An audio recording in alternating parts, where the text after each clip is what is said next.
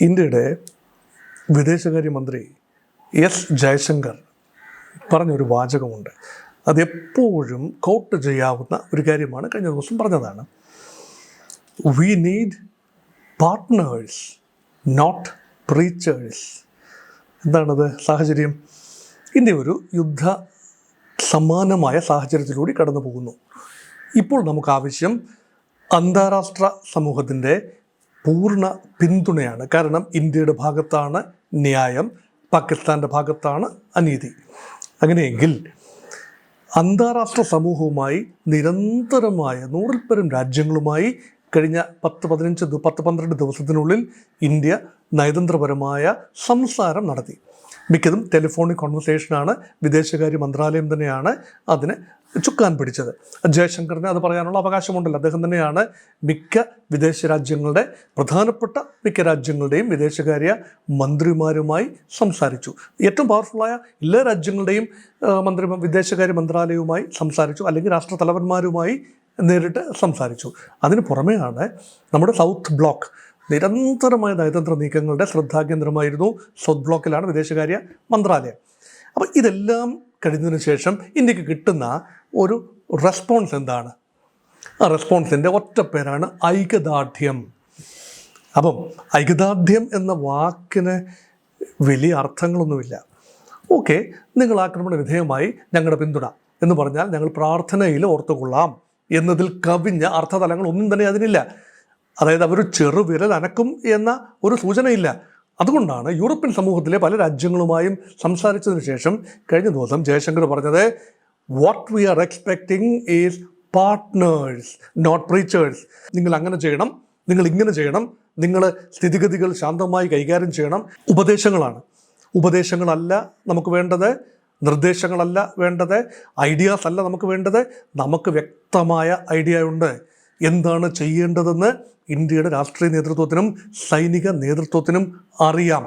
നമുക്ക് വേണ്ടത് പങ്കാളിത്തമാണ്. A friend in need is a friend indeed എന്നാണല്ലോ ഇംഗ്ലീഷിൻ്റെ പ്രധാനപ്പെട്ട ഒരു പ്രയോഗം, പഴമൊഴി.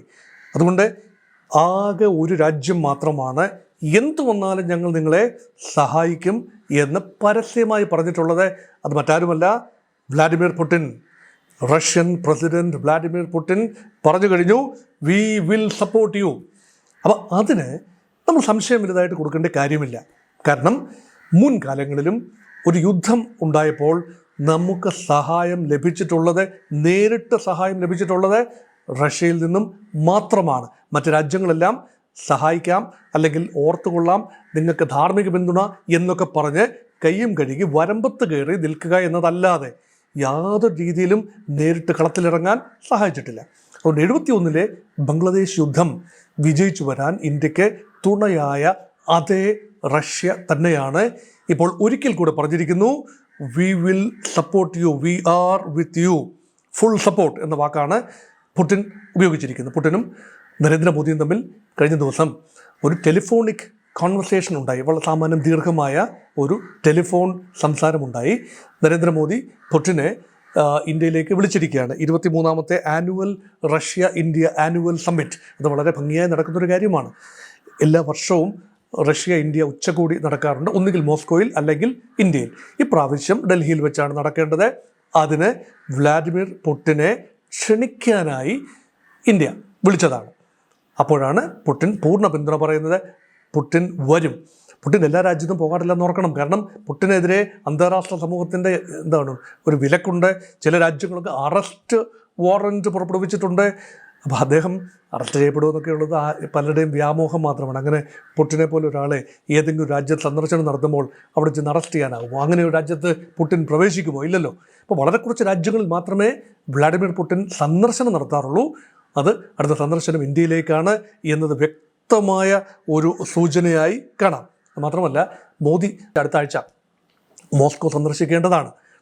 അത് ഉപേക്ഷിച്ചിരിക്കുന്നു. മറ്റൊരു കാരണമല്ല, ഈ 80-ാമത്തെ വിക്ടറി ഡേ ആണ്, സൈനിക വിജയം.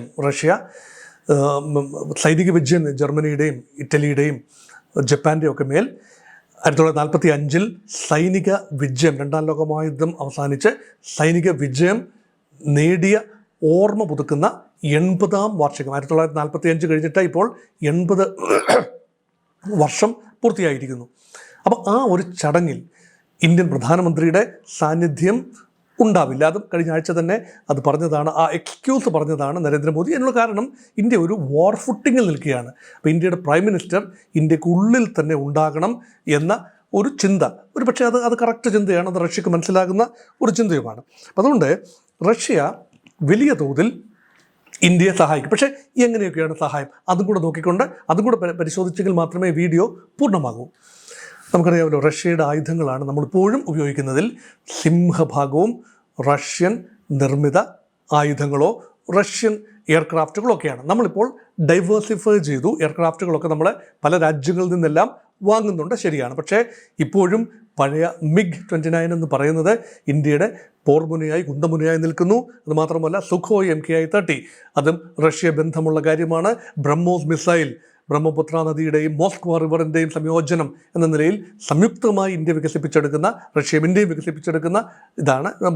അപ്പം അങ്ങനെ നോക്കുമ്പോൾ എല്ലാ രീതിയിലും സൈനികമായി സഹകരണമുള്ള രാജ്യം, സാമ്പത്തികമായി വലിയ ഇടപാടുകളുള്ള രാജ്യം. കാരണം ഇന്ത്യയുടെ ഊർജ പ്രതിസന്ധി പരിഹരിക്കാൻ ഒരു പരിധിവരെ സഹായിക്കുന്നത് റഷ്യയാണ് ഇപ്പോൾ. കാരണം ഹൈഡ്രോ കാർബൺ റിസർവ്സിനാൽ സമ്പന്നമായ റഷ്യയെ സംബന്ധിച്ചിടത്തോളം ഉപരോധം കാരണം റഷ്യയുടെ എണ്ണ അന്താരാഷ്ട്ര വിപണികളിൽ വിൽക്കാൻ ബുദ്ധിമുട്ട് നേരിട്ടപ്പോൾ ധൈര്യപൂർവ്വം എല്ലാ വിലക്കുകളെയും തൃണവൽഗണിച്ചുകൊണ്ട് റഷ്യൻ ഓയിൽ വാങ്ങാൻ സന്നദ്ധമായി വന്ന രാജ്യമാണ് ഇന്ത്യ. അതുമാത്രമല്ല, റഷ്യൻ റൂബിൾ, ഇന്ത്യൻ റുപ്പി, ഈ ടേംസിൽ കച്ചവടം നടത്താൻ, മറ്റെല്ലാം ഡോളർ കൊടുക്കണ്ടേ നമ്മളൊരു കാര്യം വാങ്ങണമെങ്കിൽ, നമ്മുടെ വിദേശകാര്യ കരുതൽ ധനം ഉൾപ്പെടെ സംരക്ഷിച്ച് നിർത്തുന്നതിന് റഷ്യ ബന്ധം വളരെയധികം സഹായകരമായി എന്നത് നന്ദിപൂർവ്വം ഇന്ത്യ ഓർക്കുന്നു. അപ്പം മുൻകാലങ്ങളിലൊക്കെ തന്നെ കമ്മ്യൂണിസ്റ്റ് കാലഘട്ടത്തിലും 1990 വരെ ഉണ്ടായിരുന്ന കമ്മ്യൂണിസ്റ്റ് കാലഘട്ടത്തിലും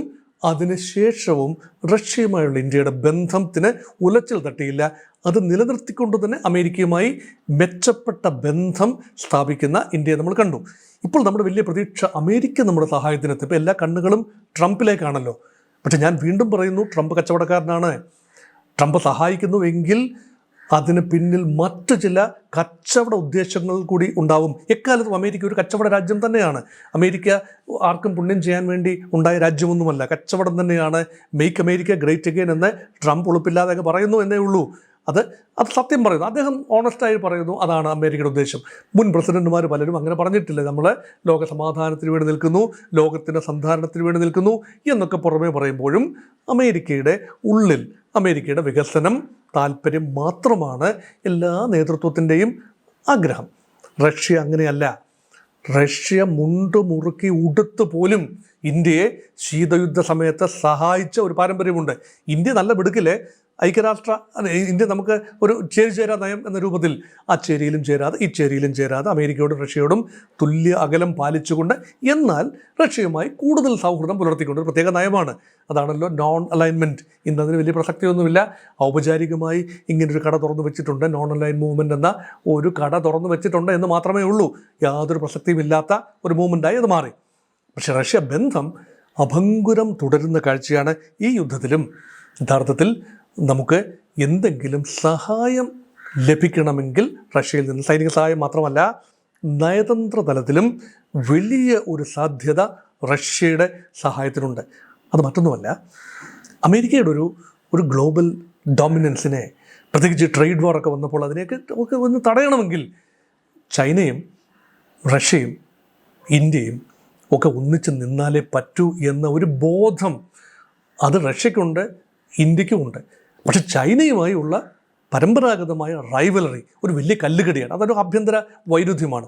അതുകൊണ്ട് ബ്രിക്സ് എന്ന സമിതിയെ ഒന്ന് പൊടി തട്ടി എടുത്ത് കുറച്ചുകൂടെ വൈബ്രൻ്റ് ആക്കാൻ തത്വത്തിൽ എല്ലാ രാജ്യങ്ങൾക്കും സന്തോഷമാണ്. കാരണം American dominated world order with dollar as the currency, global currency, ആ ഒരു റെജിമിനെ മാറ്റിയെങ്കിൽ മാത്രമേ ഇന്ത്യക്ക് ആത്യന്തികമായി തലപൊക്കാനാവൂ. ഇപ്പോൾ മൂന്നാമത്തെ സമ്പദ് വ്യവസ്ഥയായി വരും 2 വർഷത്തിനുള്ളിൽ, സത്യമാണ്. പക്ഷേ അതുപോരാ. അവിടെ നിന്നും ഈ ഡോളർ അധിഷ്ഠിത ലോകക്രമം മാറി കുറച്ചുകൂടെ വിതരണാത്മകമായ ഇന്ത്യൻ റുപ്പീസ് ഉൾപ്പെടെ, അല്ലെങ്കിൽ ഇന്ത്യക്ക് ഉൾപ്പെടെ ലെവൽ പ്ലേയിങ് ഫീൽഡ് സൃഷ്ടിക്കപ്പെടണമെങ്കിൽ ഒരു ഓൾട്ടർനേറ്റ്, ഒരു നോം ഉണ്ടാകണം, നിയോ നോർമൽ. അത് സാധിക്കണമെങ്കിൽ ചൈന സംയമനം പാലിക്കണം. രാഷ്ട്രീയ വ്യതിയാനങ്ങൾ, ദലൈലാമയെ വിട്ടുകിട്ടിയോ ഇല്ലയോ, ഇതൊന്നും അല്ല അവിടെ വിഷയം വരേണ്ടത്. അതുകൊണ്ട് ചൈന ഈ വിഷയത്തിൽ, പഹൽഗാം വിഷയത്തിൽ ഇന്ത്യ നൽകാൻ പോകുന്ന തിരിച്ചടി സമയത്ത് പാകിസ്ഥാന് ആക്റ്റീവ് സൈനിക പിന്തുണയുമായി ചൈന എത്തുന്നില്ല എന്ന് ഉറപ്പ് വരുത്താനുള്ള ഇന്ത്യയുടെ ഒന്നാം തരം മാർഗമാണ് റഷ്യൻ പ്രസിഡന്റ് വ്ളാഡിമിർ പുടിനും ചൈനീസ് പ്രസിഡന്റ് ഷീ ജിൻപിങ്ങും തമ്മിലുള്ള ബന്ധം. അതുകൊണ്ട് ഷീ ജിൻപിങ്ങിനോട് റഷ്യ കാര്യം പറഞ്ഞാൽ മനസ്സിലാക്കാതെ ഇരിക്കില്ല. അതുകൊണ്ട് റഷ്യ, ചൈന, ഇന്ത്യ അച്ചുതണ്ടൊന്നും രൂപപ്പെടില്ല. റഷ്യ ഇന്ത്യ ബന്ധം അതുപോലെ നിൽക്കും, നല്ല കാര്യമാണ്. ചൈനയുമായി ഈ സമയത്തെ ഒരു ഏശാപീശായിക്കും പോകാതെ ഇരിക്കാൻ ഇന്ത്യയും തിരിച്ചും ശ്രദ്ധിക്കേണ്ടതിന് റഷ്യ എന്ന ഒരു ശക്തി അവിടെ വലിയ നിർണായക റോളാകും. അത് മാത്രമല്ല, പാകിസ്ഥാൻ പറഞ്ഞു വെച്ചൊരു കാര്യമുണ്ട്. ഒരു മുൻകൂട്ടി ഒരു കാര്യം ആശയക്കുഴപ്പം ഉണ്ടാക്കാൻ വേണ്ടി പാകിസ്ഥാൻ ഈ സംഭവം മുൻകൂട്ടി കണ്ടുകൊണ്ടാണ് പാകിസ്ഥാൻ ഒരു മുഴം മുന്നേ എറിഞ്ഞു വെച്ചത്. പാകിസ്ഥാൻ പറഞ്ഞു, ഒന്നുകിൽ റഷ്യ അല്ലെങ്കിൽ ചൈന ഇടപെട്ട് ഈ വിഷയം, ഇന്ത്യയുടെ ആക്രമണ പദ്ധതി പൊളിക്കണം എന്ന് പറയുമ്പോൾ പാകിസ്ഥാൻ്റെ മുഖത്ത് അടിയേറ്റതുപോലെ റഷ്യ പറയുകയാണ്, ഇല്ല, ഞങ്ങൾ ഈ വിഷയത്തിൽ ഇന്ത്യക്ക് ഒപ്പമാണ്. ചൈന പോലും അത്ര കൃത്യമായി ഈ വിഷയത്തിൽ ഞങ്ങൾ പാകിസ്ഥാനൊപ്പമാണ് എന്ന് പറഞ്ഞിട്ടില്ല. അന്വേഷണം നടത്തണമെന്ന് മാത്രമേ ചൈന പറഞ്ഞിട്ടുള്ളൂ. അതുമാത്രമല്ല, കഴിഞ്ഞ ദിവസത്തെ ഐക്യരാഷ്ട്ര സംഘടനയുടെ സെക്യൂരിറ്റി കൗൺസിലിൽ പോലും ചൈന എടുത്ത നിലപാട് എന്താണ്? വിഷയം ഇന്ത്യയും പാകിസ്ഥാനും തമ്മിൽ ചർച്ച ചെയ്ത് പരിഹരിക്കണം, രമ്യമായി പരിഹരിക്കണം എന്നതും മറ്റൊരു ഇൻ്റർനാഷണലൈസ് ചെയ്യുന്നതിന് ചൈനയും കൂട്ടുനിന്നില്ല എന്നോർക്കുമ്പോൾ പാകിസ്ഥാൻ ഒറ്റപ്പെടുകയാണ്. നയതന്ത്ര തലത്തിൽ പൂർണ്ണമായും പാകിസ്ഥാൻ ഒറ്റപ്പെടുകയാണ്. ഒരു രാജ്യം പോലും പാകിസ്ഥാനോടൊപ്പം ആ രീതിയിൽ പിന്തുണയ്ക്കാനില്ല എന്നത് വിധി വൈപരീത്യം എന്നേ പറയാനാവൂ. കാരണം Pakistan wants to internationalise the issue, India wants to retain the local nature of the issue. ഇത് പാകിസ്ഥാനും ഇന്ത്യയും തമ്മിൽ മാത്രമുള്ള വിഷയമാണ്. മറ്റൊരു രാജ്യത്തിനും ഇതിൽ കാര്യമില്ല. ഏതെങ്കിലും കാരണവശാൽ ഈ യുദ്ധത്തിലേക്കൊക്കെ പോവുകയാണെങ്കിൽ തീർച്ചയായും ഇന്ത്യക്ക് സഹായം വേണ്ടി വരും. അത് നയതന്ത്ര തലത്തിലും സൈനിക തലത്തിലും സഹായം ഒരു പരിധിവരെ വേണ്ടി വരും. ഏതെങ്കിലും കാരണവശാൽ ഐക്യരാഷ്ട്ര സംഘടന സെക്യൂരിറ്റി കൗൺസിൽ വിഷയം എത്തിയാൽ ഇന്ത്യയെ വിമർശിക്കുന്ന ഒരു പ്രമേയം പാസ്സാക്കുന്ന ഒരു ഘട്ടം വരുന്നു നോക്കിക്കോളൂ. അങ്ങനെ വന്നാലും റഷ്യ ഉണ്ടാകും, ഇന്ത്യക്ക് അനുകൂലമായി വീറ്റോ പ്രയോഗിക്കാൻ റഷ്യ ഉണ്ടാകുമെന്ന ഉറപ്പ് കൂടിയാണ് ഒരു പരിധിവരെ പുടിൻ കഴിഞ്ഞ ദിവസം നൽകിയിരിക്കുന്നത്. നമുക്ക് തൽക്കാലത്തേക്കെങ്കിലും ആശ്വസിക്കാം.